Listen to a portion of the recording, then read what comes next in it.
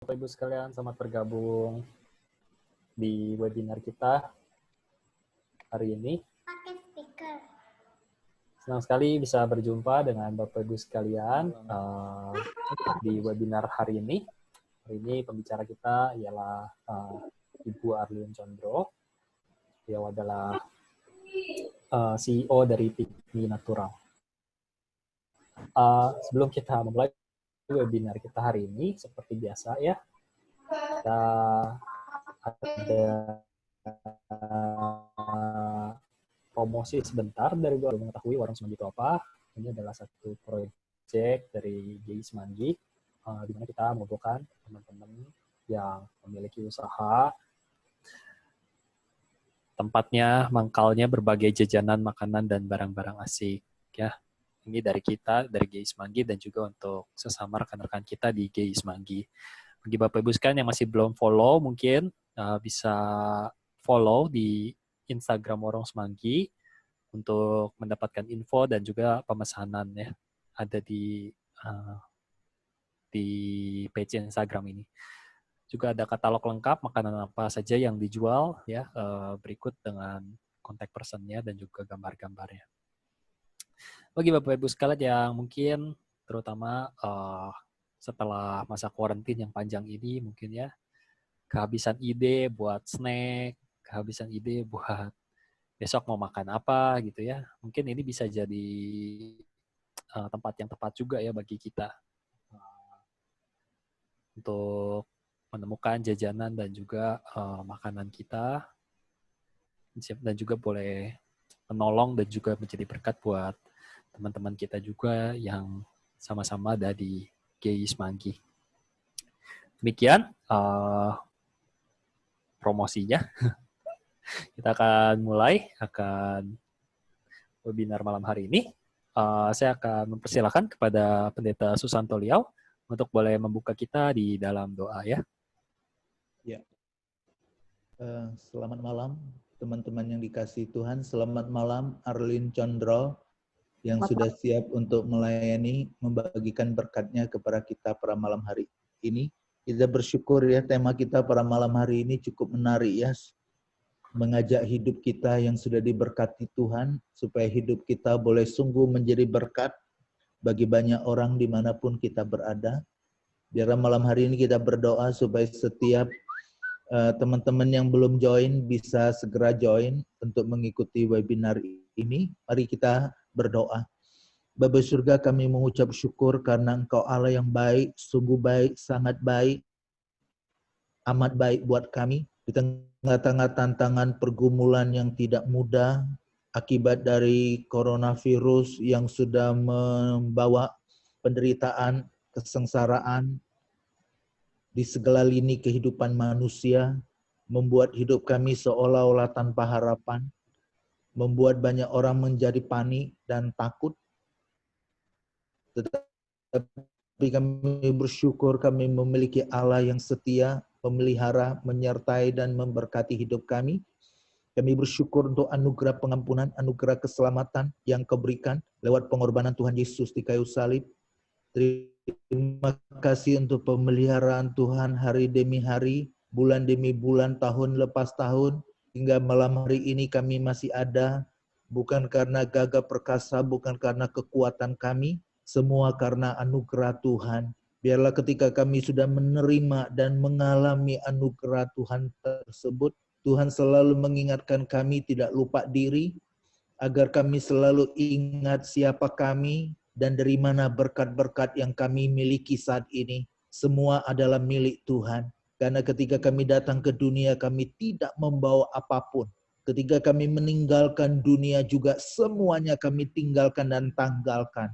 Kami akan menghadap Tuhan dengan tangan tidak membawa apapun. Selain apa yang sudah kami kerjakan, lakukan selama kami masih hidup, sebagai bukti iman kami, kasih kami kepada Tuhan dan sesama. Biarlah malam hari ini Engkau pakai dan urapi hamba-Mu Tuhan, Arlyn Condro yang akan membagikan kebenaran firman-Mu melewat webinar pada malam hari ini, menolong kami untuk memaksimalkan potensi kami, karunia talenta kami, untuk kami boleh pakai menjadi berkat dimanapun kami berada. Berkati teman-teman yang sudah join maupun yang masih belum. Biarlah mereka juga memiliki kerinduan untuk belajar dan diajar bersama-sama pada malam hari ini. Bapak terima kasih. Inilah waktu kami, momen yang spesial kami serahkan ke dalam tangan-Mu. Ini doa kami, permohonan kami. Di dalam nama Tuhan Yesus, penebus dan juru selamat yang hidup. Kami berdoa dan mengucap syukur. Amin. Selamat mengikuti Saya webinar. persilakan kepada moderator kita, Ibu Atalia, untuk boleh memimpin kita. Selamat malam, saudara-saudara semuanya. Selamat datang di webinar pada hari ini. Hari ini seperti yang mungkin pasti kalian semua sudah baca gitu ya judulnya, kita akan membahas tentang cultivating yourself, bearing fruit for others. Nah, kita bersyukur pada malam hari ini ada Arlin Condro yang akan membagikan berkat pada hari ini. Arlin adalah seorang ibu dari 2 anak laki-laki dan dia memiliki latar belakang pendidikan psikologi. Dan saya mengenal Arlin dari dulu gitu ya, sebagai memang orang yang suka belajar tampaknya. Dan saat ini dia juga menjadi entrepreneurship. Dia adalah CEO dari produk Pick Me Natural dan berprofesi juga yang menjadi hasil dari profesi lainnya lagi selain belajar psikologi, dia juga adalah seorang aromaterapis. Nah, Pick Me Naturals itu saya seorang pengguna soalnya. Memang adalah produk-produk yang aman pastinya buat anak-anak gitu, karena saya juga pakainya dulu buat anak saya gitu ya. Dan itu adalah hasil belajar dan research-nya Arlin sendiri juga gitu. Jadi hari ini saya sendiri sangat tertarik untuk tahu apa yang akan Arlin bagikan hari ini, bagaimana kita bisa menjadi berkat untuk orang lain. Silakan Arlin. Selamat malam semuanya. Thank you Atta. Thank you Lasudede, thank you Pak Susanto. Sekali lagi selamat malam. Hari ini bukan cuman mau sharing, tapi senang juga bisa ketemu teman-teman yang udah lama nggak ketemu mukanya. Setiap kali webinar, meskipun sekarang kayaknya kita udah bosen ya, tiap kali ngelihat lagi, screen lagi gitu. Tapi ini interaksi sosial yang kita nggak boleh ketinggalan. Oke, sambil saya share screen ya. Sebetulnya judulnya apa sih artinya? Cultivating yourself, bearing fruits for others. Nah, tadi kan Atta sempat bilang juga kalau saya itu senang belajar. Emang sih gitu. Orang mungkin tipe kutu buku dari kecilnya, senang sekolah. Nah, tapi yang penting itu sebetulnya cultivating itu kan bukan belajar. Cultivating itu kayak orang nanam benih ya. Tanahnya digali dulu, tanahnya digemburkan dulu, terus baru kita nanam benih. Terus sesudah benih itu bertumbuh, jadi pohon dan jadi buah, buahnya itu buat siapa? Buahnya kepake nggak sih buat pohonnya? Sebenarnya enggak. Jadi buah yang kita hasilkan itu adalah selalu untuk orang lain. Si pohon itu sendiri nggak pakai buahnya, disebutnya kalau pelajaran biologi itu sebagai cadangan makanan. Tapi pada akhirnya biasanya dikasihnya untuk orang lain. Nah, jadi yang saya mau sharing hari ini tuh, gimana dengan kita mengembangkan diri sendiri, kita bisa menjadi berkat buat orang lain. Ini anak saya yang 2 di tengah tuh, 2 cowok. Tadi Atta sempat bilang ya, anak saya 2 laki-laki, yang 2 di kiri dan kanannya itu ponakan. Sekarang ini sejak PSBB saya di Bandung, di rumah orang tua. Selain karena waktu itu kebetulan pas lagi anak-anak libur sekolah, jadinya manjang karena lockdown. Terus anak-anak juga di sini ada temen kan, ada sepupunya, jadi manjang. Kenapa saya pasang foto anak-anak nih? Karena buat saya yang sekarang ini penting untuk ngajarin ke anak-anak di masa pandemi, di masa kita sulit sekarang itu, kita gimana sih bisa ngajarin mereka resilience? Gimana bisa ngajarin mereka untuk tahan banting? Jadi, biasanya orang tua kalau misalkan mengalami kecemasan atau ketakutan, atau lagi ada problem gitu, biasanya nggak diceritain kan ke anak-anak, apalagi anak-anak usia kecil. Kalau anaknya udah dewasa mungkin diceritain. Tapi orang tua cenderung menyimpan sendiri masalah itu sampai selesai, dan selesainya gimana pun anak-anak nggak tahu. Saya membiasakan kalau misalkan saya ada pergumulan atau ada kesulitan, itu saya ceritain ke anak-anak. Bukan sesudah selesai, bukan sesudah berhasil, tapi waktu lagi susah-susahnya.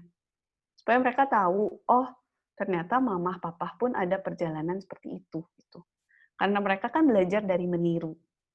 Terus yang paling penting, kenapa mereka bisa belajar resilience dari zaman sekarang ini, mereka harus tahu bahwa perubahan itu sesuatu yang kita harus terima. Dan susah loh nerima perubahan itu gitu. Kita ini pada dasarnya ada hukum kelembaman. Hukum kelembaman itu masih ingat nggak ya? Ini hukum Newton, hukum pergerakan Newton.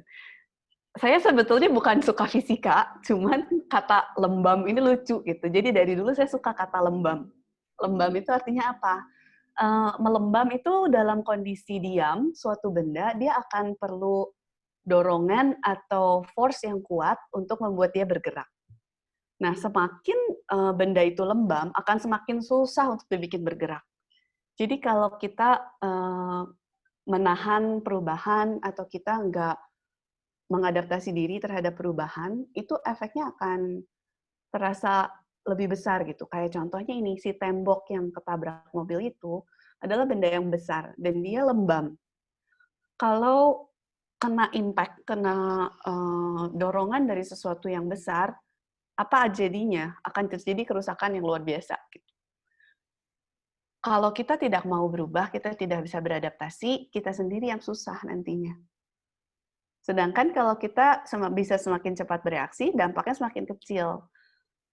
Papa saya tuh senang nonton tinju. Dulu waktu saya kecil, inget tuh kalau hari Minggu, habis pulang gereja itu papa suka nonton tinju tuh di TV. Dan mama selalu bawa kita ke kamar, karena sangat-sangat bloody itu tinjunya. Terus kalau petinju yang pintar, dia bisa mengurangi momentum dengan dia mundur ke belakang tuh gambar yang A. Jadi kenanya nggak terlalu keras. Kalau kita kena sesuatu dan langsung mundur, dampaknya kecil. Tapi kalau kita lupa gerak, keras, kenceng banget kenanya gitu. Jadi manusia hidup untuk terus bertumbuh. Mungkin kalau di sini yang punya anak, kenal ada yang namanya istilah growing pains. Nggak semua anak mengalami, tapi suka ada yang malam-malam tuh sering sakit kakinya atau tangannya tanpa sebab. Kalau di Amerika, di istilah Inggrisnya itu namanya growing pains. Kesakitan saat tumbuh. Jadi katanya karena badannya meregang, tulang-tulangnya membesar, memanjang, itu tuh jadi ada rasa nyeri. Kalau kita bertumbuh, pasti ada rasa sakit itu. Biasanya kita melewati suatu perubahan, dan karena itu tadi ya, ada hukum universal kelembaman, kita sulit untuk bergerak dan mengubah diri.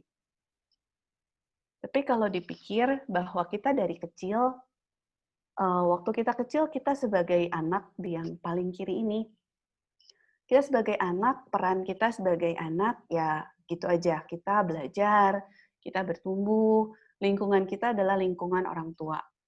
Seiring kita besar, peran kita bertambah, bukan cuma sebagai anak. Kita mungkin jadi kakak, kita jadi teman di sekolah, kita jadi, semakin kita besar, kita mungkin jadi mentor buat yang lebih kecil, kita belajar menjadi leader di OSIS. Dan setelah kita dewasa, makin banyak peran yang kita ambil. Kita jadi orang tua, kita bekerja, bahkan tentang hobi pun itu suatu peran yang berbeda lagi gitu. Lingkungan teman-teman, lingkungan gereja, di setiap peran ini, di setiap lingkaran yang berbeda-beda itu, cara kita berkomunikasi mungkin beda, keahlian yang kita pakai juga mungkin beda. Terus yang pasti beda adalah lingkungan orang-orang di sekitarnya. Contohnya nih, saya mulai bisnis itu yang tadi Atta bilang Pick Me Naturals, saya mulai di tahun 2016. Awalnya bukannya kepengen jadi entrepreneur, karena waktu itu juga udah berhenti kerja dan fokus untuk jadi mamah di rumah. Tapi waktu itu karena kebutuhan keluarga, anak tuh asma turunan memang dari saya dan suami. Jadi waktu itu berusaha nyari yang lebih alami daripada steroid. Kalau inhaler itu kan steroid isinya. Terus jadi belajar aromaterapi, dan ternyata cocok buat anak saya, si Timo tuh yang gede. Sejak itu nggak pernah perlu lagi inhalasi ke dokter, nggak perlu lagi di nebulizer, paling setahun sekali. Meskipun masih sedia ya di rumah. Nah, dari situ saya belajar lagi, dapat skill baru, dapat aromaterapi, tentang aromaterapi, ngambil sertifikasi, terus itu memperluas circle of influence, memperluas orang-orang yang saya temui. Terus dari belajar aromaterapi, saya mikir, ini kalau bagus untuk keluarga, kenapa nggak disediakan produk untuk orang lain? Jadi waktu itu bikin bisnis, bareng sama adik. Nah, bisnis ini yang jadi Pick Me Naturals. Dari saya bikin bisnis yang bisa disebut startup ini, terus ketemu komunitasnya lagi, komunitas entrepreneur, komunitas startup. Orang-orangnya sangat beda, gaya komunikasinya beda, umurnya jauh beda. Saya waktu itu termasuk umur yang lumayan tua dalam memulai wira swasta itu. Yang saya pelajari beda, dan barrier-nya ada nggak? Ada banget. Dari yang tadinya ya udah jadi mamah gitu ya, terus sekarang harus ngurusin produksi, harus nungguin anak-anak tidur dulu baru kerja gitu, baru mikirin produk, mikirin produksi, mikirin jualan.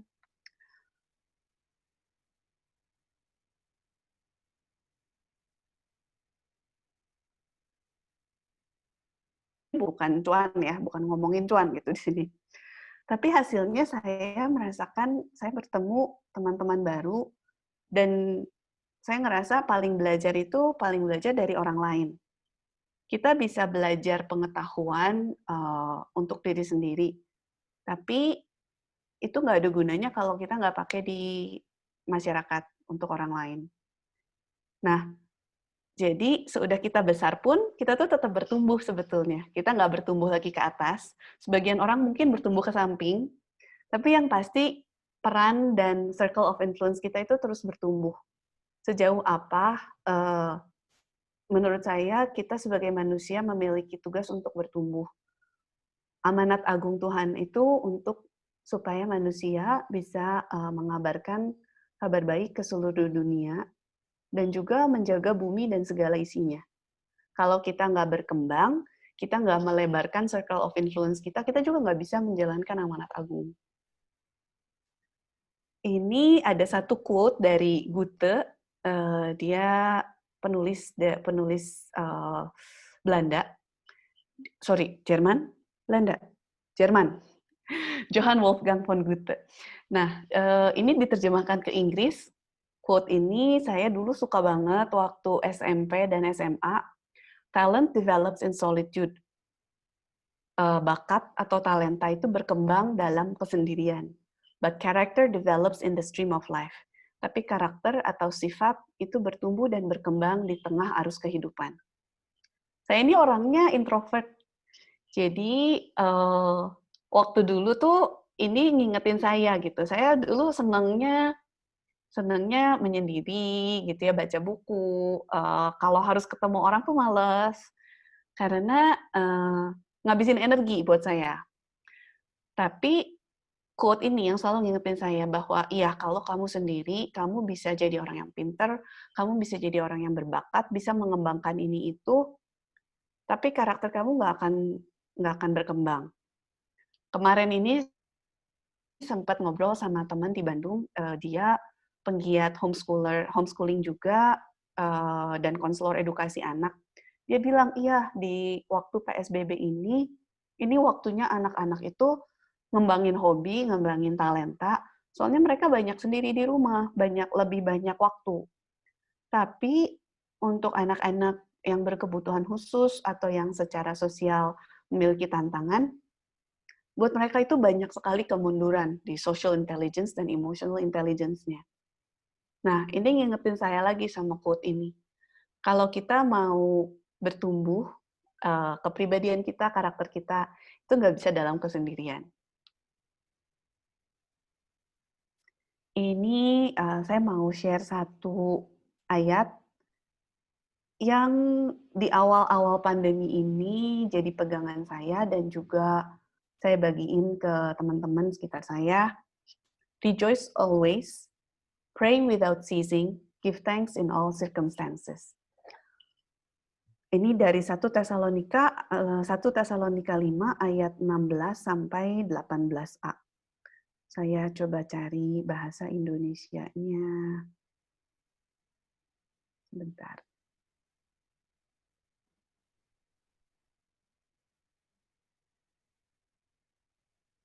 Nah, bahasa Indonesianya adalah bersukacita senantiasa, tetaplah berdoa, mengucap syukurlah dalam segala hal. 3 hal ini kayak gampang. Cuman 3 hal gitu. Selalu bersukacita, tetap berdoa, dan mengucap syukur dalam segala hal. Tapi ini bukan hal yang gampang. Apalagi kalau kita menemukan kesulitan, kita kepentok sesuatu, kita kadang-kadang yang pasti bersukacita itu nggak gampang. Apalagi kalau lagi kondisi down. Dan seringkali justru di kondisi down itu kita lupa untuk berdoa karena kita terlalu bergumul untuk bisa keluar dari kondisi itu, ngabisin tenaga, energi, mental, dan pikiran juga. Kita lupa bahwa kita harus bisa mengandalkan Tuhan dan bahwa dalam segala hal kita harus bisa bersyukur. Kita bersyukur, saya bersyukur contohnya hari ini untuk peran yang ditambahkan oleh Tuhan setiap saat. Meskipun setiap kali saya ngambil peran baru, diprotes dulu sama keluarga, Arlene makin sibuk. Waktunya mana? Kamu makin kurang tidur. Tapi saya bersyukur dari situ saya dapat kesempatan untuk bertumbuh dan yang jelas saya jadi harus makin ngebenerin juga time management skill. Saya kembalikan dulu ke Atta. Oke, kita mungkin coba mungkin sejauh ini apakah ada yang mau tanya? Kalau ada yang mau bertanya, silahkan dituliskan di kolom chat. Nah, dari yang tadi Arlene bagikan tuh kayak jadi banyak diingatkan gitu ya. Dan mungkin kayak kondisi sekarang ini nih bisa membuat orang terdorong untuk bergerak, beradaptasi dengan perubahan yang ada, atau justru malah jadi lembam. Ya, ini kata yang mungkin jarang kita gunakan, tetapi kayaknya sejak saat ini saya akan ingat nih kata lembam itu dan berhati-hati untuk tidak menjadi lembam. Dan saya tuh tertarik dengan apa yang tadi Arlene bilang bahwa iya ya, kadang orang tua berusaha tidak membagikan masalah ke anak-anak karena mungkin khawatir mereka akan stres dan lain sebagainya. Padahal mungkin juga untuk bertumbuh itu ini apapun yang dialami itu jadi pengalaman iman juga ya buat anak-anak, termasuk dalam setiap masalah yang dihadapi oleh orang tuanya atau mungkin yang kalau kita dilihatnya sama orang tua kita gitu. Mungkin bagaimana kita melibatkan Tuhan juga saat menghadapi masalah. Jadi bagaimana menerapkan yang bersukacita senantiasa, tetaplah berdoa gitu ya, dan mengucap syukur, itu tuh kan memang sesuatu yang kelihatannya dari sehari-hari gitu. Dan kalau misalnya hal lain yang tadi saya tangkap juga, bahwa belajar itu sesuatu yang kita perlu belajar dari jadi kita memang saling membutuhkan ya, makanya ada komunitas itu tuh memang karena kita saling membutuhkan gitu.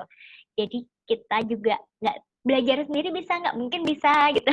Tapi tadi Arlene juga bilang bahwa kita perlu belajar dari orang lain, tapi juga belajar untuk orang lain. Apa yang kita pelajari itu juga untuk orang lain.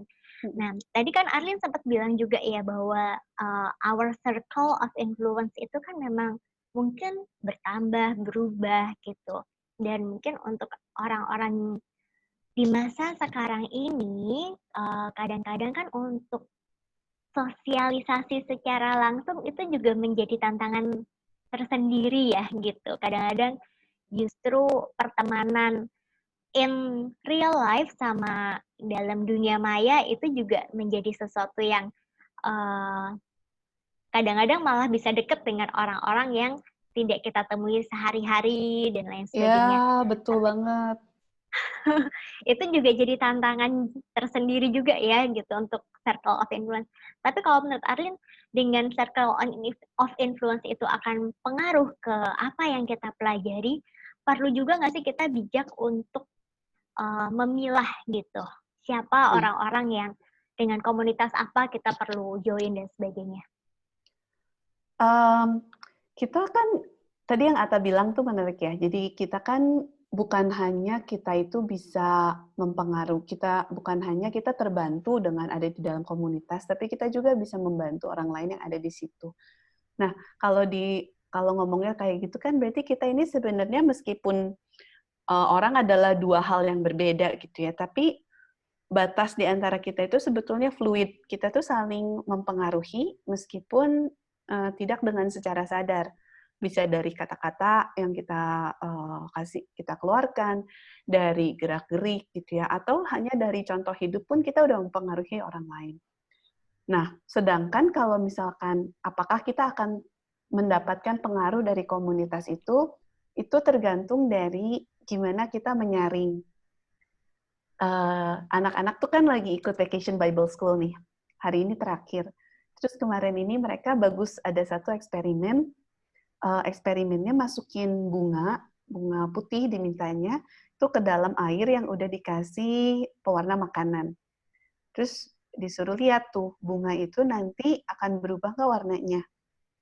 Nah, inti dari devotion itu, dari eksperimen itu, supaya anak-anak juga mikirin kalau, meskipun menurut saya untuk anak SD itu agak terlalu susah ya konsepnya, tapi apakah kita itu bakal jadi kayak daun yang menyerap sesuatu yang ada di lingkungannya dan berubah warnanya, ataukah akan, karena ternyata eksperimen anak saya itu nggak nyerap tuh warna bunganya karena oranye mungkin ya, tidak berubah warnanya.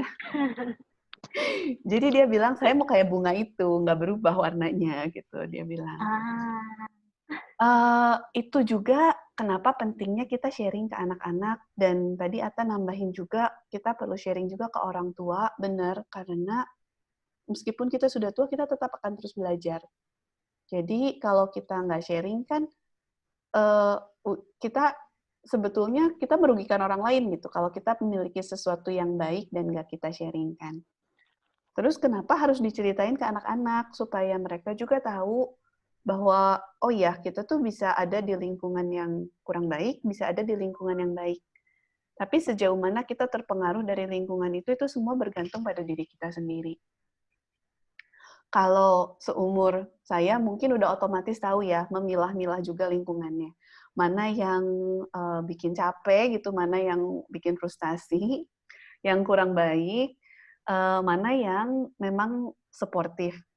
Tapi kadang-kadang biasanya malah lingkungan atau komunitas itu mix. Jadi ada yang bagusnya, ada yang enggaknya gitu. Ada orang yang menyenangkan, ada yang aduh ketemunya aja udah bikin empat gitu ya, udah naik rasanya, udah naik darah. Kalau itu tergantung balik lagi ke diri kita sendiri.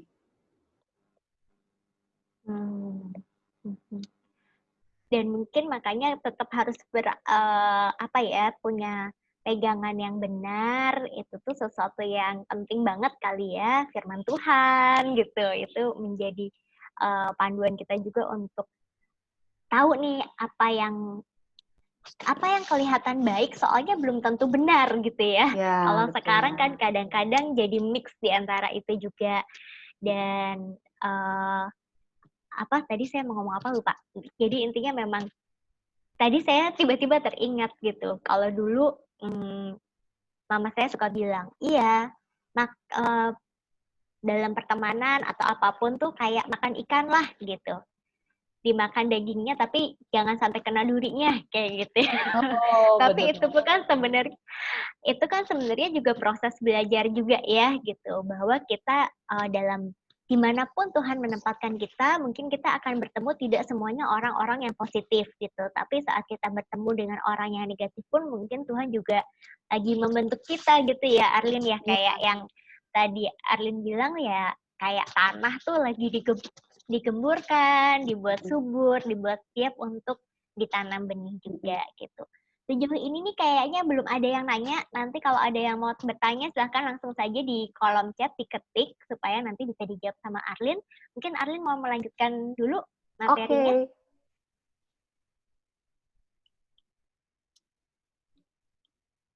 Udah kelihatan ya. Nah, melanjutkan dari yang tadi nih, bersukacita itu to rejoice always. Sebetulnya ini saya dapat dari waktu itu dapat dalam banget dari khotbahnya Pak William Mongkowijaya. Ngebahas Filipi 4 ayat 4 ini, bersukacitalah dalam Tuhan. Gimana sih kita bisa bersukacita senantiasa kayak tadi rejoice always ya. Itu rejoice tadi dan bersukacita di sini tuh kata yang sama. Kata dasarnya itu kairo kalau bahasa Yunani-nya. Kairo ini adalah to rejoice. Bahagia, joy, sukacita itu bukan perasaan. Jadi kalau kita sering ngomong kan ya, gue lagi happy nih hari ini gitu. Saya lagi seneng loh hari ini. Kenapa? Ya makan enak, terus kerjaan lancar, udah itu bisa tidur panjang gitu. Itu sebetulnya suatu emosi, suatu perasaan. Tapi kairo yang di dalam Alkitab ini adalah kata kerja. Jadi to rejoice. Kata kerja itu dilakukan, bukan ditunggu, bukan dirasa. Kita aktif mencari dan melakukannya. Jadi kita harus mengusahakan bersukacita itu. Contohnya dulu tuh saya inget banget kalau siapa lupa tapi yang ngomong. Kalau kita lagi nggak happy, coba senyum aja. Meskipun susah banget ngangkat bibir gitu ya, tapi senyum aja dulu. Nanti lama-lama hati itu akan merasa lebih gembira daripada sebelumnya. Terus ada satu devotional waktu itu dari Oswald Chambers. Dia bilang, untuk menyayangi orang-orang yang unlovable, yang susah untuk dicintai, itu yang nyebelin lah istilahnya, kita susah mulai dari hati. Tapi kalau kita tidak mengusahakan, sampai kapanpun kita nggak akan bisa mencintai, menyayangi, mengasihi orang itu. Jadi kita pertama lakukanlah tindakan, act of kindness, terhadap orang itu meskipun nggak mulai dari hati. Kan itu agak berlawanan ya, jadi kayaknya tuh kok hipokrit gitu, kok munafik. Kamu nggak suka orangnya tapi baik-baikin. Bukan itu maksudnya, tapi kita mengasihi, kita melakukan tindakan kasih meskipun kita meskipun susah bagi kita untuk menyayangi orang itu. Nah, sama kayak gini, di saat apapun, meskipun lagi susah banget untuk kita bersukacita, kita harus mengusahakan. Kayak bunga matahari, yang selalu nyari matahari. Muter gitu ya. Dan selalu mengarah ke matahari itu diusahakan.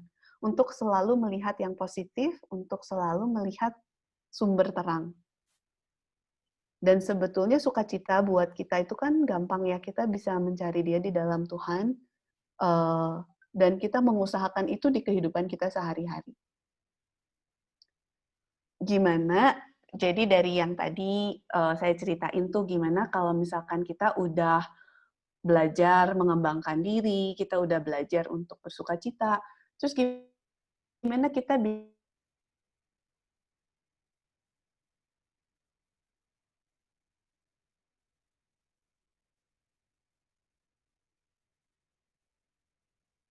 sama outward. Kalau yang inward itu artinya ke dalam diri sendiri. Yang dilihat adalah diri sendiri gitu, kepentingan kita sendiri. Terus apa sih hasil yang kita pengen? Lalu tujuan dan kelakuan kita itu self-centered, berfokus pada diri sendiri. Nah, kalau yang outward mindset itu kayak apa? Outward mindset itu memang melihat diri sendiri juga, tapi melihat orang lain, melihat kita di dalam konteks lingkungan. Jadi tujuan dan kelakuan kita sehari-hari, melihat juga dan memperhatikan, menghormati keinginan serta keperluan orang lain. Kalau pikiran yang inward mindset, ini bisa dilihat titik-titiknya itu berkurung ya. Karena panahnya mengarah ke dalam, orang lain dianggap sesuatu yang eksternal. Orang lain dianggap sebagai benda.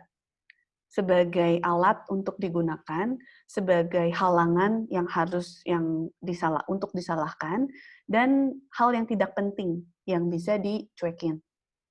Ini karena fokus ke diri sendiri. Jadi misalkan, saya fokus ke memenuhi target sales ke penjualan. Ini gimana caranya ya si orang ini tuh harus digenjot apanya, terus yang itu nggak bisa, yang itu nggak benar kerjanya, staff yang itu nggak benar kerjanya, yang ini nggak penting. Yang dilihat adalah untuk mencapai tujuan, gimana kita bisa menggunakan orang lain. Orang lain itu dilihat sebagai benda. Sedangkan kalau outward mindset, melihat orang lain sebagai manusia, sebagai orang sama seperti kita. Dan panahnya karena mengarah keluar, bisa melihat keperluannya apa, keperluan orang lain apa, tujuan mereka apa, dan juga challenge-nya mereka apa. Jadi kalau kita memiliki pola pikir yang outward, selain kita bisa lebih berempati, kita juga menempatkan kepentingan lingkungan, kepentingan kelompok, itu di atas kepentingan sendiri.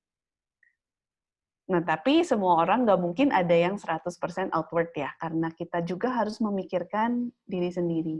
Tapi sejauh apa, kalau kita 100%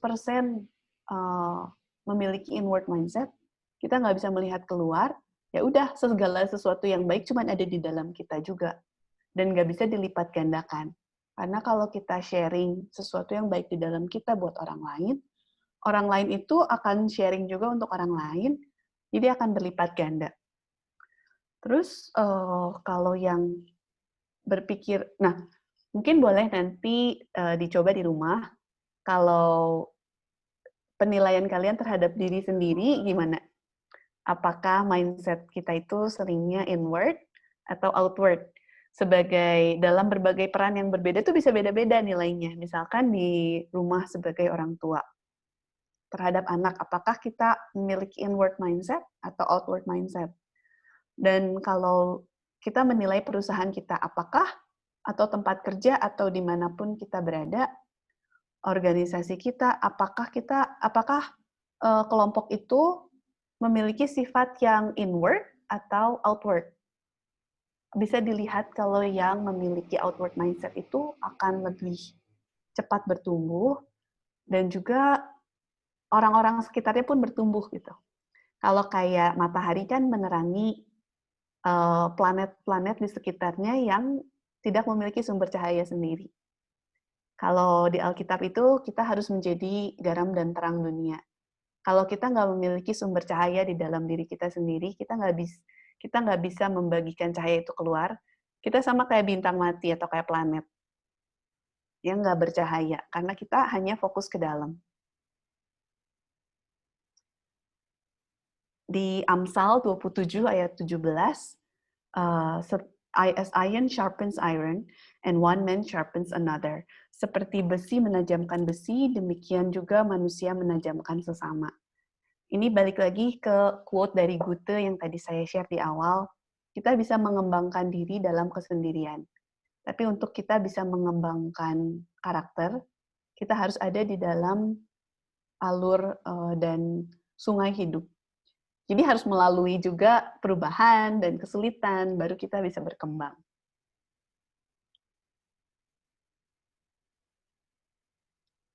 Gitu deh. Inward sama outward ini kadang-kadang yang memang kadang-kadang kalau waktu tadi Arlin sempat bilang juga, iya kita juga perlu memikirkan diri sendiri. Kadang kan orang banyak sekarang, apalagi yang di kalangan mama-mama kali ya gitu, yang diingatkan bahwa perlu loh me time kayak gitu, bahwa itu perlu. Tapi kadang-kadang ya jadi lupa juga untuk membagikan apa yang diketahui atau jadi berkat buat orang lain.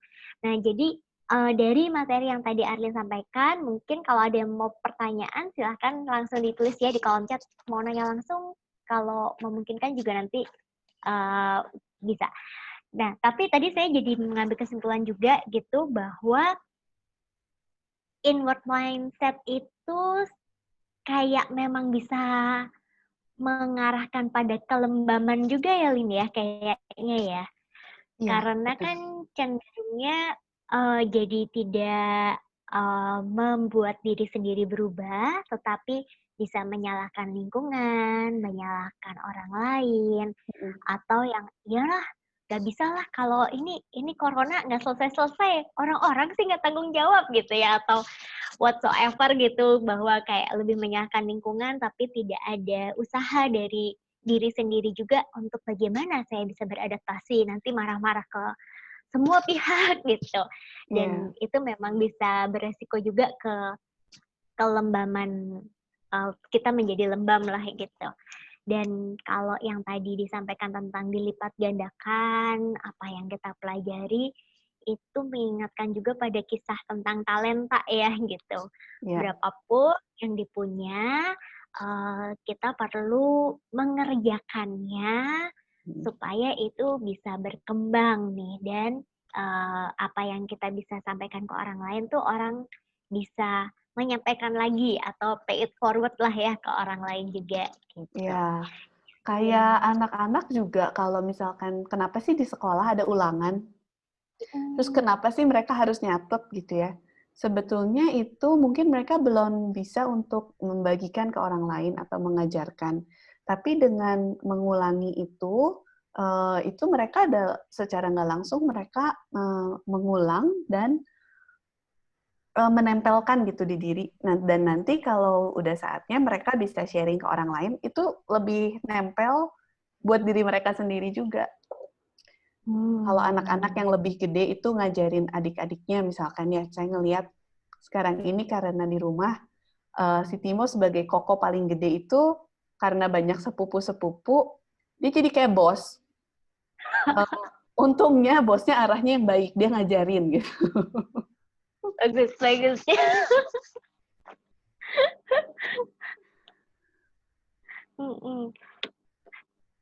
Yang tapi meskipun anak sekecil apapun, sebenarnya dia punya dorongan ya dari dalam dirinya juga untuk membagikan apa yang dia ketahui gitu ke orang lain.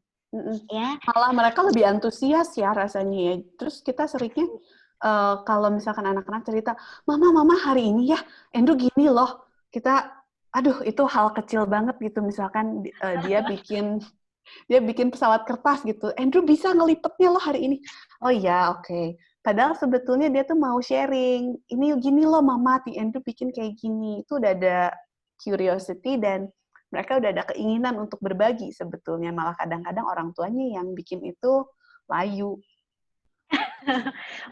Mematikan benih yang sedang tumbuh gitu ya, karena kan sekecil apapun itu tetap pertumbuhan. Lin, ini ada yang nanya, Junide nanya bahwa apakah karena sifat introvert dapat menjadikan seseorang menjadi pribadi atau punya inward mindset kali ya yang dimaksudkan. Gitu. Enggak, jadi introvert dan inward-outward mindset ini agak beda. Kalau introvert dan extrovert sebetulnya perbedaannya adalah apakah kita lebih energized, lebih mendapatkan energi itu kalau lagi sendirian atau dengan orang lain. Jadi sekarang ini kalau teman-teman saya sekarang gitu ya, ngedengar saya bilang saya introvert, mereka ketawain. Karena mereka nggak percaya gitu katanya. Nggak percaya. Nah, jadi apakah orang introvert bisa sosial? Bisa.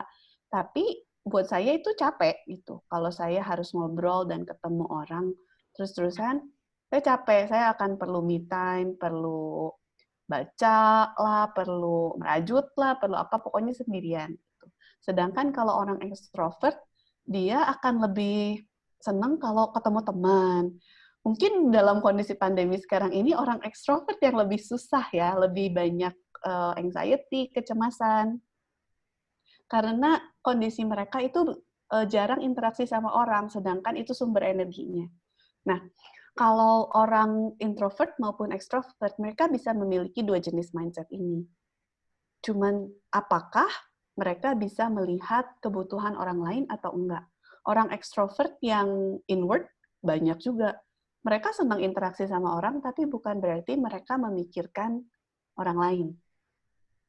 Bukan berarti mereka memikirkan challenge-nya secara grup itu apa, terus kenapa mereka seperti itu dan kemana kita bisa melangkah bareng-bareng.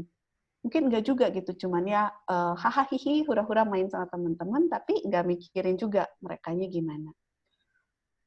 Cukup menjawab nggak ya kira-kira? Cukup menjawab Juni deh. Tapi menurut saya jelas ya bahwa ini bukan masalah kepribadian, tetapi lebih ke pola pikir gitu ya. Bahwa kalau kita punya pola pikir yang mau membagikan apa yang kita ketahui untuk membantu orang lain, baik kita mungkin kalau introvert lebih berhati-hati, lebih berpikir, lebih one on one gitu sifatnya, tapi tetap itu bisa dilakukan gitu. Tapi memang kadang itu jadi pertimbangan masing-masing pribadi juga gitu ya untuk membagikan. Orang introvert kalau yang outward mindset ya, dia mungkin pada saat dia sendiri itu dia bukan mikirin diri sendiri, tapi juga mikirin orang lain. Mungkin malah orang yang introvert tapi memiliki outward mindset itu sering disalah mengerti sama orang lain karena dipikirnya kalau misalkan kamu nggak sosialisasi sama kita, nggak main bareng sama kita, kamu nggak mikirin kita. Padahal belum tentu gitu kan. Selama mereka memiliki outward mindset. Nah, jadi selain mindset-nya penting, ekspresinya juga penting. Bukan cuma di dalam pikiran kita gitu loh. Apa yang bisa kita lakukan sih sebetulnya buat orang lain. Nah, kalau dari Arlin ada nggak hal-hal praktis gitu ya yang mungkin bisa kita, karena kan ini juga soal mindset, ini sesuatu yang kayaknya perlu dilatih juga gitu ya. Kadang ini sesuatu yang tidak mudah gitu. Tapi apa sih yang bisa kita lakukan dalam keseharian kita atau hal-hal kecil yang mungkin bisa membantu kita untuk lebih memiliki si outward mindset gitu. Apalagi mungkin saya menghadapi gitu ya, bukan menghadapi, kayak kalau di grup ibu-ibu gitu yang aduh udah capek gitu ya, boro-boro ke hal-hal yang lain atau bahkan belajar atau bahkan mencoba untuk mengerjakan tugas-tugas yang dikirim untuk home learning gitu. Itu aja kadang udah yang nggak ada waktu gitu. Yeah. Nah, mungkin ketemu juga ya. Nah, mungkin ada hal-hal yang sebenarnya apa sih yang bisa kita lakukan untuk mulai menanamkan atau membiasakan si outward mindset itu? Yang pertama, jangan dipaksa.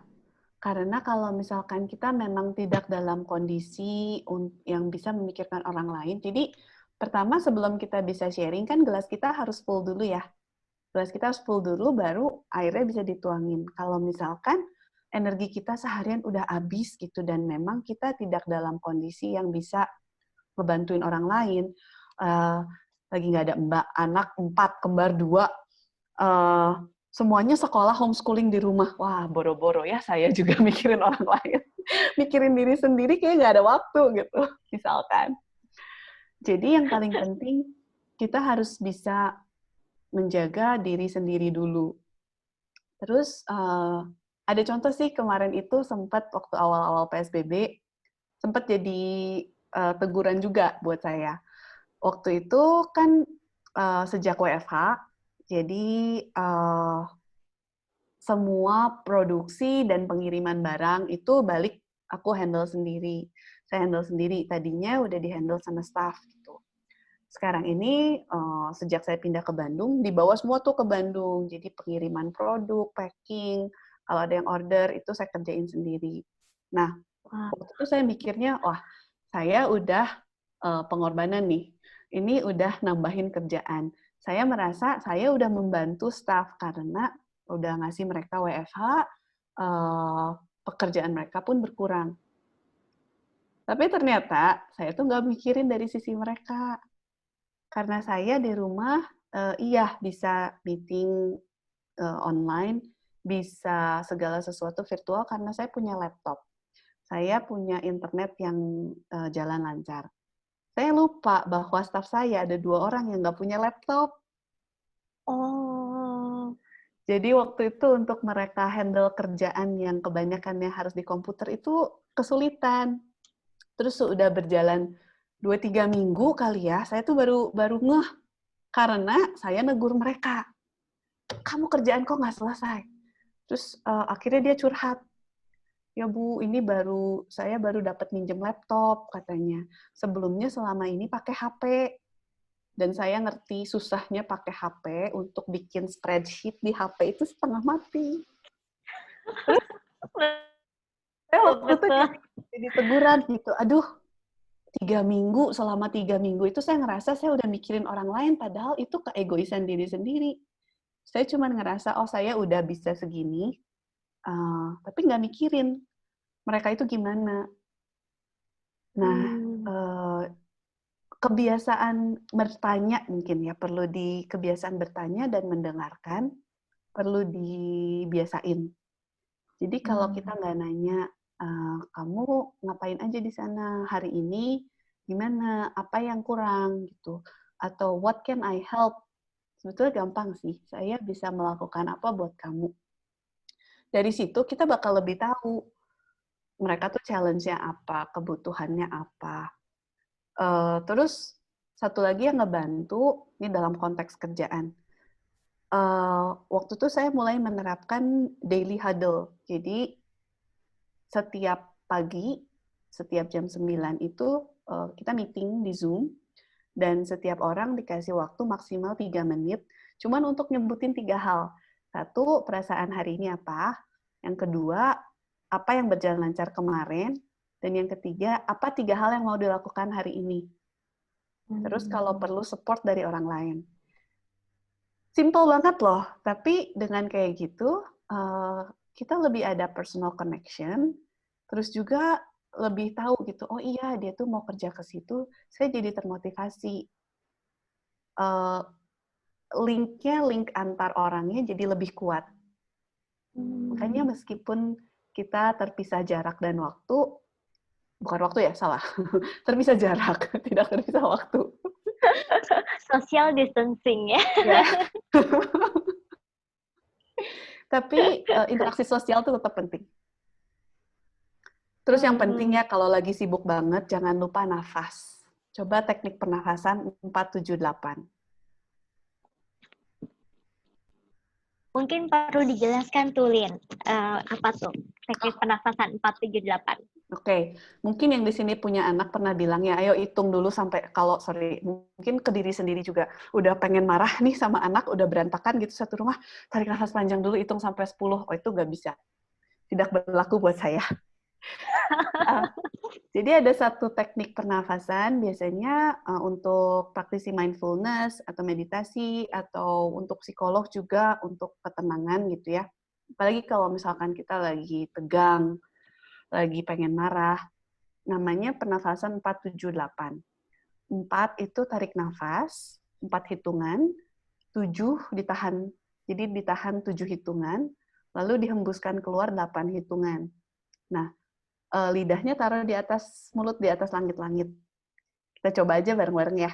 Jadi tarik nafas 4 hitungan, 1, 2, 3, 4 dari hidung, lalu tahan. 1, 2, 3, 4, 5, 6, 7, dan hembuskan sambil bilang wush, gitu. 2, 3, 4, 5, 6, 7, 8. Nah, ini kalau untuk menenangkan diri itu idealnya diulang 4 kali. Bisa ngebantu juga kalau untuk orang-orang yang susah tidur, karena tegang, kepikiran ini itu, malam-malam itu sebelum waktu tidur, coba teknik pernafasan ini. Kalau susah untuk mulai, bisa dikurangin setengah, jadi 2, 3,5, dan 4. Itu membantu sekali untuk kita bisa balik lagi ke kondisi mental yang lebih tenang, menyadari juga yang kita rasakan sekarang itu apa. Kayaknya Atta hilang internetnya, jadi saya coba baca chat-nya. Gimana Arlin ngisi energi? Ada gangguan. Ya, ada pertanyaan, gimana Arlin ngisi energi nih? Saya balik lagi saya introvert. Kalau saya ngisi energinya, kalau malam anak-anak udah tidur itu saya ikut di kamar juga, baca buku, atau sekarang ini ada hobi baru sejak PSBB, nonton drama Korea. Don't judge. Itu me time. Itu saya juga senang knitting, merajut. Pokoknya hobinya hobi-hobi sendiri gitu deh. Itu recharge banget buat saya. Terus devotion juga waktunya malam-malam. Soalnya udah sepi. Kalau pagi-pagi nggak bisa, soalnya anak-anak saya bangunnya pagi. Jadi saya devotion biasanya saat teduh itu malam. Oke. Maaf, saya muncul dengan Hai, punya Atta. suami saya aja. Dan mungkin setiap orang juga perlu mengenali cara mengisi energi yang cocok untuk dirinya sendiri gitu ya. Karena biasanya cara mengisi energi untuk setiap orang bisa beda-beda gitu. Mungkin kalau saya pernah mencoba knitting juga gitu ya, kayaknya malah stres gitu. Jadi memang apa yang bisa, tapi kalau baca dan sebagainya itu memang benar-benar bisa merecharge saya. Nonton drama Korea juga tergantung drama Korea yang seperti apa yang saya tonton. Bener banget. Bener banget. Terus ada lagi yang nanya dari Hani, gimana ya supaya bisa terus bersuka cita pas PMS? Nah ini kalau tantangan buat wanita ya, misalnya, atau pas di lingkungan kerja yang kadang ketemu sama toxic people. Ya ini yang orang-orang yang tipe-tipe mendraining energi kita. Gitu. Ya, dua hal yang berbeda ya. Kalau untuk PMS itu kita bisa bantu ilangin. Ini saya sedikit promosi. Kita Pick Me Naturals ada produknya. Ini terutama kalau lagi PMS itu grumpy dan juga kadang-kadang suka sakit kan, itu nyebelin banget. Aromaterapi itu bisa sangat-sangat membantu. Terutama karena ada beberapa essential oil yang bisa membantu meregulasi hormon imbalance. Pakainya yang jelas harus aman dan sesuai dilutionnya, tapi itu bisa dibantu gitu. Dan kalau saya udah mulai craving coklat, hot chocolate, terus yang manis-manis, nah ini pasti udah bentar lagi dapet. Jadi ya diikutin aja. Pokoknya yang bikin happy dilakukan, jangan sampai meledak. Lalu yang kedua, kalau misalkan gimana kita ketemu toxic people, kita bereaksi atau nggak bereaksi sebetulnya itu pilihan. Tapi orang lain gimana di luar situ itu bukan sesuatu yang bisa kita kontrol. Jadi kalau dalam hal kita berada di lingkungan yang toksik atau dikelilingi orang-orang yang toksik, kita harus kenali dulu apa sih yang kita nggak bisa kendalikan. Orang itu nggak bisa kita atur, kita nggak bisa milih juga tempat kerjaan kita mungkin. Tapi yang bisa kita atur adalah reaksi diri kita. Boleh dicoba teknik mindfulness. Kita pertama kenali dulu kenapa kita kesel sama orang itu. Terus, apakah kita bisa melakukan sesuatu terhadap kekesalan itu? Atau mereka menyebalkan dan menyulitkan, atau mungkin ngomongin jelek, kita tutup aja. Kita insulasi diri sendiri, supaya itu nggak nyampe. Dan kalau misalkan kita udah identify, kita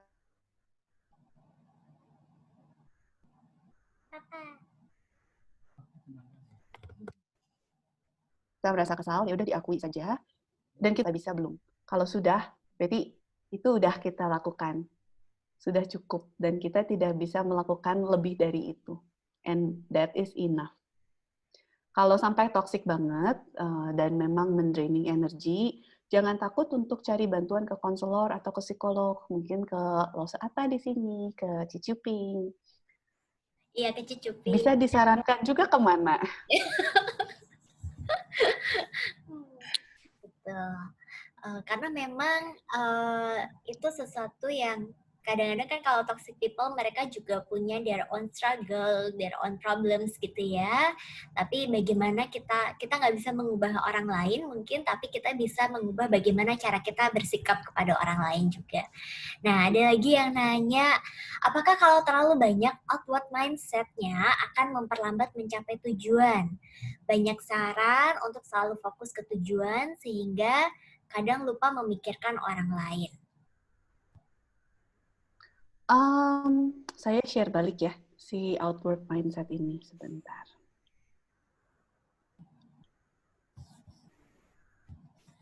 Mikirin orang lain itu bukan berarti kepo. Anak saya dua-duanya kayaknya bahasa kasihnya itu quality time. Jadi mereka kepo sekali. Selalu pengen ada di tengah-tengah orang. Pengen ditemenin gitu ya. Dan selalu nanya, ini kenapa? Mama ngapain? Itu siapa? Saya lagi webinar, isinya 50 orang, ditanyain satu-satu, itu siapa? Nah, kita sebetulnya mengerti orang lain itu apa, bukan berarti kita harus mementingkan kepentingan mereka. Jadi, panahnya nggak berubah nih. Panah yang biru ini, yang keluar dari lingkaran diri kita menuju ke orang lain, sudah ketemu orang, panahnya nggak jadi ke atas dan ke bawah, panahnya tetap ke depan. Tetap ke tujuan kita, tapi gimana kita bisa memikirkan di mana sih tempat orang-orang ini di dalam tujuan kita itu, dan kita menghargai mereka. Jadi bukan berarti kita mikirin orang lain itu, kita perlu melakukan yang harus mereka kerjakan. Bukan berarti tujuan kita jadi berubah. Tapi gimana kita bisa take other people into account. Semoga menjawab. Kadang mungkin ada orang yang khawatir juga ya, Arlin, kalau misalnya kadang-kadang susah untuk say no. Maksudnya ini kan mungkin kan padahal outward mindset berbeda sama sulit untuk say no ya. Ada orang-orang yang mungkin semuanya diiyain, akhirnya jadi overwhelm atau jadi kewalahan sendiri. Ini hal yang berbeda gitu ya. Mungkin diingat bahwa yang penting adalah kita punya tujuan untuk jadi berkat buat orang lain. Bukan kita jadi terus-terusan. Iya, betul. Karena seperti yang tadi dibilang, kita nggak bisa menuang dari gelas yang kosong. Iya. Nanti kekeringan. Iya. Kita sendiri tetap satu orang yang sendiri gitu ya. Jadi memang kalau misalkan kita memikirkan orang lain dan selalu say yes ke permintaan orang itu, nanti panah dari diri kita itu jadi bercabang-cabang keluar, bukan ke depan lagi. Nah, kita harus memperhatikan, bukannya nggak boleh kita membantu orang lain, tapi kita harus tahu kapan kita say no. Dan kadang-kadang membantu say no itu juga membantu orang itu untuk bisa berkembang. Betul sekali, supaya orang yang tidak lembam ya. Benar. Nah, ini kayaknya yang di atas ini adalah dari Cicuping deh. Nonton serial killer buat saya lebih menenangkan daripada drakor. Criminal Minds gitu ya kayaknya ya. CSI gitu. Nah, kalau Papa Bob alias Kobudi itu nanya, terus waktu buat suami kapan dong? Kalau Arlin knitting, baca buku, urus anak, nonton drakor. Nah, kebetulan ya, don't judge, suami sekarang jadi lebih suka nonton drakor daripada saya. Jadi kita nonton bareng-bareng. Jadi quality time pasangannya itu ya. Karena memang di masa-masa seperti ini, di saat mungkin kita bersama dengan keluarga, dengan pasangan lebih banyak daripada biasanya, ini bisa menjadi kesempatan untuk menemukan hobi bersama-sama gitu ya. Iya, betul. Bersama. Oke. Nah, ada lagi mungkin yang mau bertanya sambil saya coba ya, saya kalau dari tadi di apa namanya buat reminder gitu.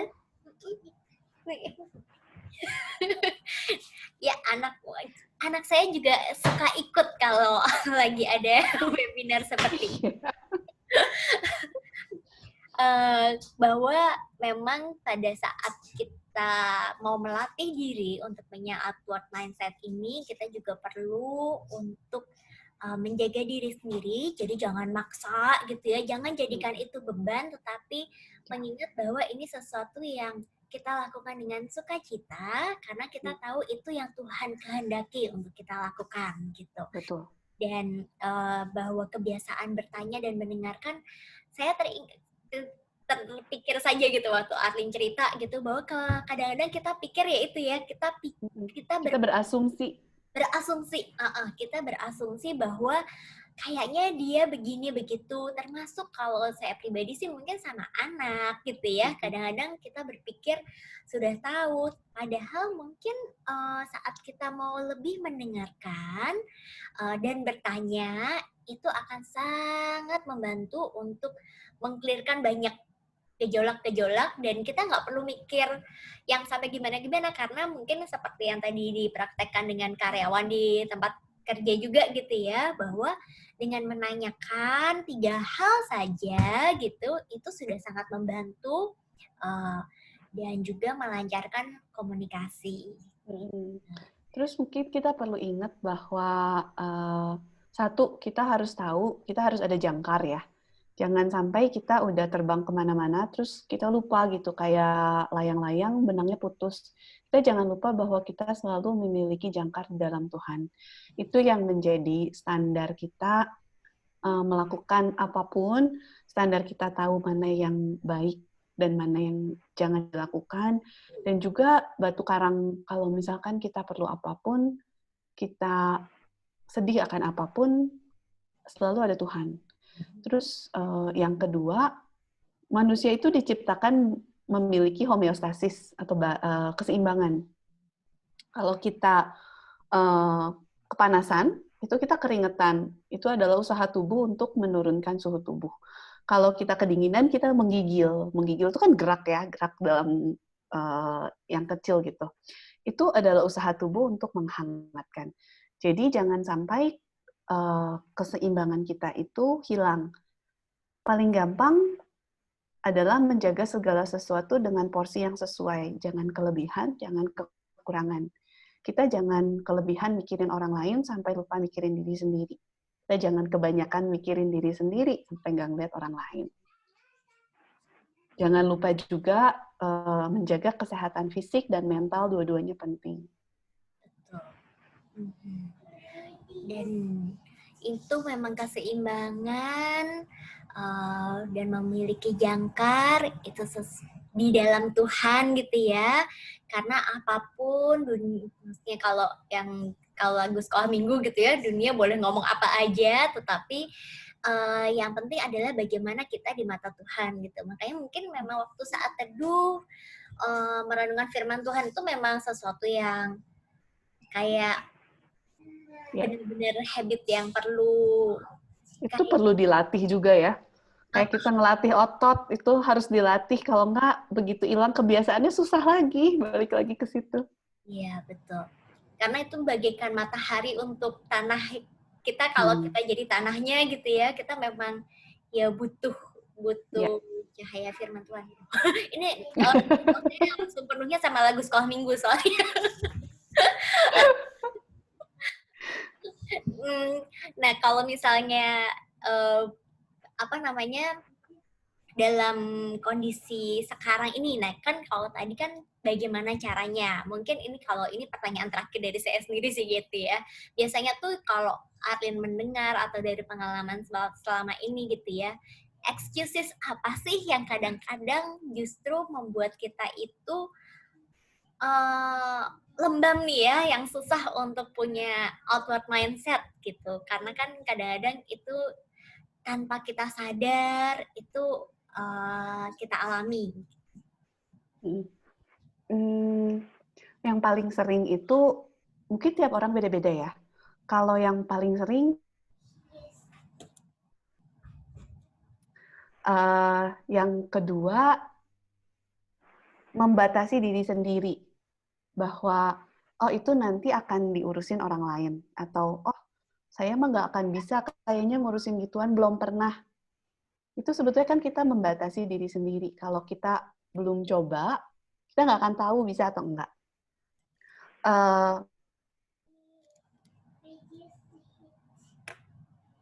Pertama kali anak saya dikasih turun ke pasir, kakinya ngangkat setinggi-tingginya, nggak mau nyentuh pasir.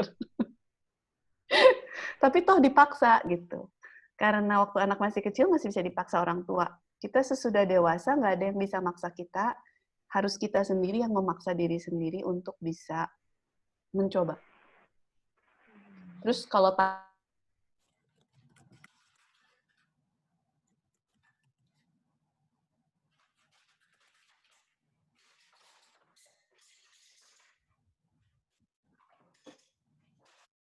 satu hari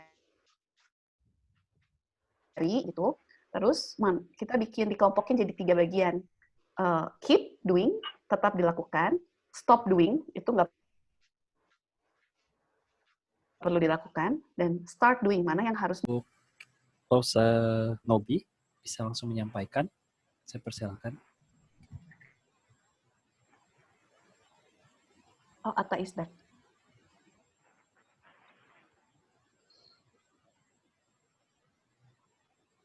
Tetap kelihatan itu, Tri. Silakan langsung Nobi. Boleh langsung tanya, Nobi. Udah di-unmute deh. Halo, Arlin. Hai. Kabarnya? Baik, puji Tuhan. Sebetulnya aku nggak mau sudah cukup jelas. Cuman aku memang aku tuh melihat Losa Arlin dulu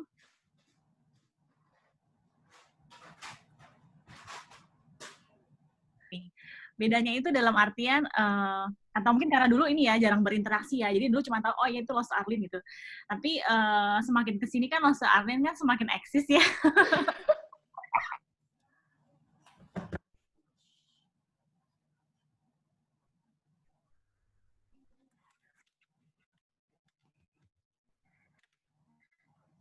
Lalu kalau lihat secara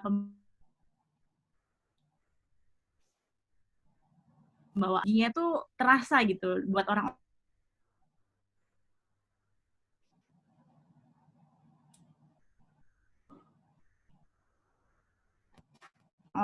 itu dulu yang aku tanya.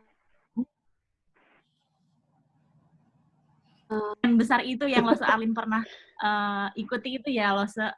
Oh, oke.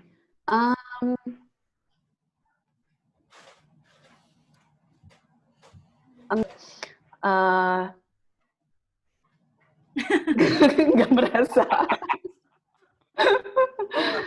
Cuma memang sekarang ini karena ya mungkin Tuhan ada waktunya ya, kayak segala sesuatu terjadi itu untuk menyiapkan kita dari hari ke hari itu ke yang ada di depan. Saya dari dulu seneng ngajar, cuman saya galak. Dulu waktu kecil galak banget, apalagi kalau sama yang kecil-kecil gitu ya, adik-adik kecil. Saya dari dulu seneng ngajar, sering sharing, makanya kenapa ngambil psikologi juga karena saya pengen sharing gitu. Cuman pada dasarnya orangnya introvert. Nah, karena udah gitu jadi entrepreneur, harus berusaha, harus banyak ketemu orang, mau nggak mau dengan kenal banyak orang, jadi membuka wawasan lebih juga ya. Terus jadi tahu, oh ternyata orang-orang tuh macam-macamnya segitu banyak. Kebutuhannya juga banyak banget, kesulitannya banyak banget. Mungkin dari situ yang bisa saya sharingin jadi lebih banyak. Mungkin itu sih. Saya bersyukur kalau langsung Nobi mendapat inspirasi. Dan itu buat orang introvert terus harus bertemu dengan banyak orang, berinteraksi itu cukup melelahkan ya, Losa Arlin ya. Iya, dan yang kena batunya saya jujur aja, anak-anak seringnya. Jadi seringnya ngambeknya sama anak-anak. Nah itu bagaimana juga untuk bisa terus ya membangun energi yang positif dengan anak-anak di saat lo Arlin juga mungkin energinya itu terserap oleh banyak hal gitu yang dihadapi. Itu balik lagi harus kenal diri sendiri. Terus kalau saya dan orang tua saya, papa mama tuh paling tahu. Pokoknya si Arlin nggak boleh kurang tidur. Begitu kurang tidur langsung ambek-ambekan.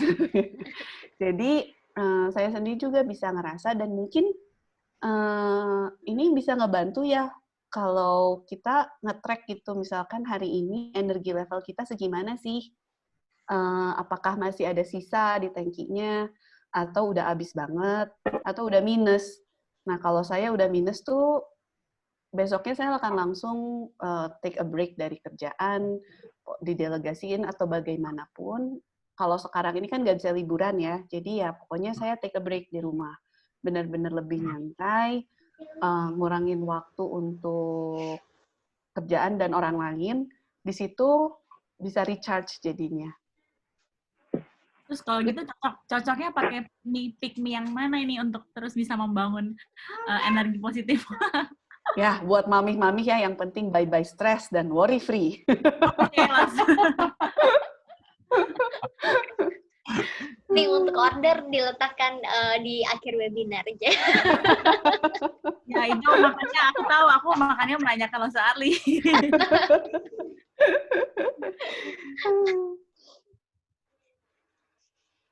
Terima kasih Lo Arlin. Sama-sama, thank you Lo Nobi, senang bisa ketemu. Lo Anduk juga. Ada pertanyaan lagi kah dari teman-teman yang lain?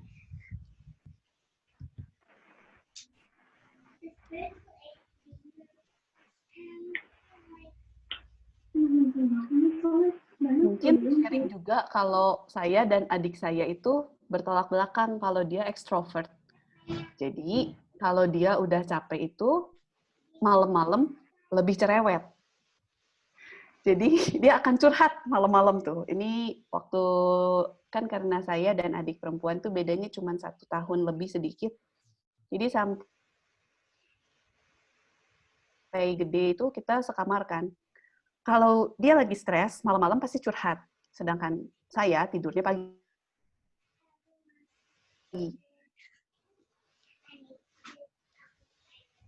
Ini harus ditampung juga kalau yang suami istri beda tipenya gitu ya, harus saling kenal waktunya kapan. Nah, saya dan suami dua-duanya introvert, jadi pas kebenaran.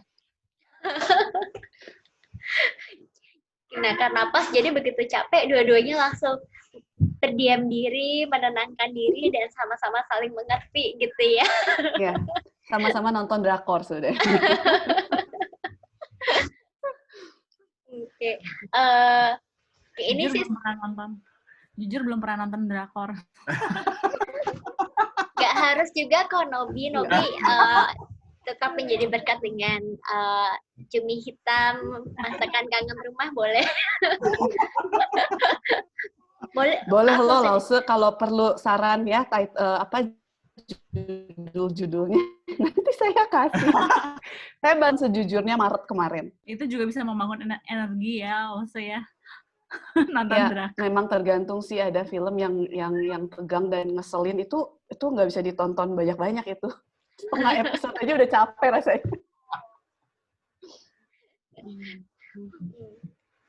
Ya, jadi kalau misalnya saya sih merasa hari ini webinarnya tuh kayak ada sisi teologinya, ada sisi psikologinya, ada sisi bisnisnya juga, ada prinsip ekonomi gitu ya, ada fisika, ada biologi gitu ya, tentang bagaimana tubuh kita tuh juga mencari homeostasis dan sebagainya gitu. Jadi ini kayaknya full pack banget ya yang disampaikan Arlin hari ini. Kalau ada yang mau nanya mungkin boleh sekarang, sambil saya mungkin minta Arlin untuk kasih prep up lah gitu dari apa sih untuk kita simpan dan kita lakukan mulai besok pagi. Mulai malam ini juga boleh ya sebenarnya.